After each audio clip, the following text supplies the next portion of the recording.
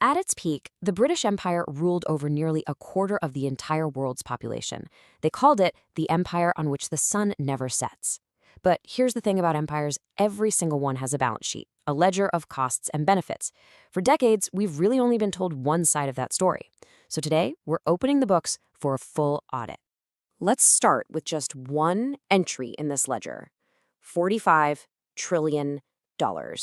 That's a figure that academics have calculated as the value of the wealth drained from just one colony, India, between 1765 and 1938.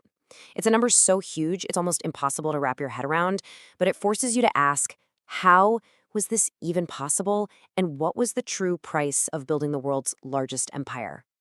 Act 1. The popular story we all get told about the British Empire, it usually starts with this myth that it was all just an accident, a civilizing mission that kind of just happened to expand across the entire globe.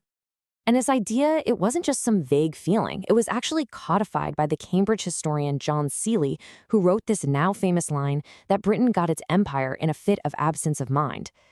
This narrative, this story of the reluctant, accidental empire, it became such a powerful part of the national myth, and it was taught in schools for generations. But the documented truth from the guys who were actually on the ground building the empire, well, it tells a very, very different story. Robert Clive, who was a key architect of British India for the East India Company, he laid out the ruthless logic of expansion in his private letters. This wasn't an accident, it was a strategy. He knew that to stop expanding was to lose everything. And the main tool for this expansion wasn't an army, not at first. It was a corporation, the East India Company. It got a royal charter back in 1600 to trade, but, and this is the crucial part, it also got the right to wage war. After the Battle of Plassey in 1757, which was a total game changer, the business of trade became the business of conquest. They used these cynical tools like the doctrine of lapse, basically a policy where they just annex any state if its ruler died without a direct male heir, to swallow up kingdom after kingdom. And the worst part? Indians were then forced to pay taxes, to pay for the privilege of their own subjugation. Act 2. So, what was the motive behind all this conquest? The documents couldn't be clearer. It was profit. This whole thing was an enterprise designed for one purpose, and one purpose only: extraction. And the results of this extraction? They were absolutely catastrophic for India. Look at this. Before the British really took control, India's share of the entire world economy was about 27%. That's on par with all of Europe combined. It was a world leader in manufacturing, famous for its high-quality textiles. By 1947, when the British left, its share of global GDP had collapsed to just over 3%. Britain basically systematically deindustrialized India, turning it from a manufacturing competitor into a captive market, a source of raw materials to fuel its own cotton mills back in Lancashire. And this model of extraction, it wasn't limited to India. This number you're seeing, 3.5 million, that's the conservative estimate of enslaved Africans transported on British ships alone.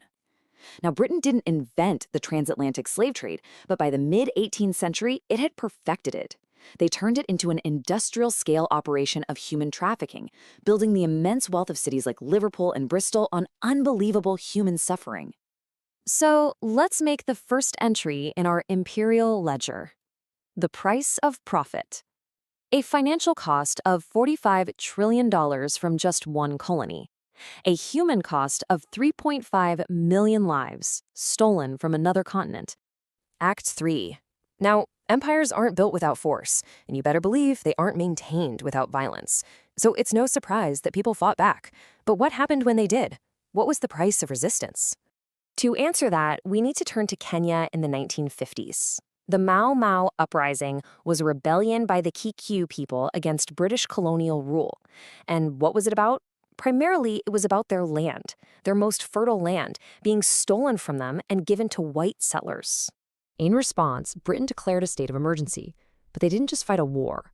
They built what historians now call an architecture of violence, a massive system of detention camps, a gulag in the tropics, really, where up to 1.5 million people were held.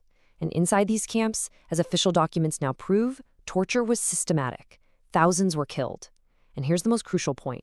The evidence, the proof of these crimes, was deliberately hidden for over 50 years. Act 4. So as the empire started to fall apart after World War II, Britain faced a new problem.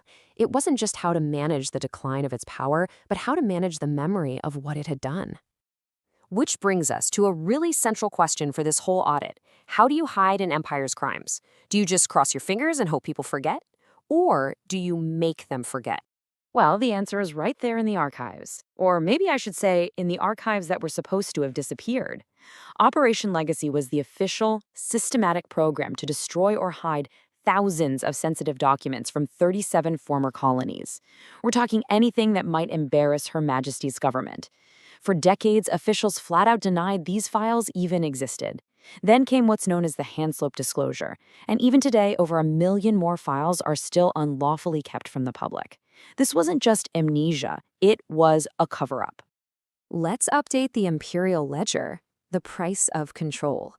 A human cost of 1.5 million people detained in Kenya alone, and a historical cost of over 1.2 million truths deliberately hidden and still counting.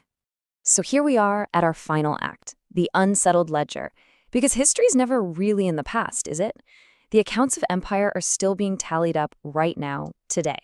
Just think about the Berlin Conference of 1884. On the one hand, you have European powers literally drawing straight lines on a map of Africa, with absolutely no regard for the people who actually lived there, their ethnic groups, their languages, their cultures.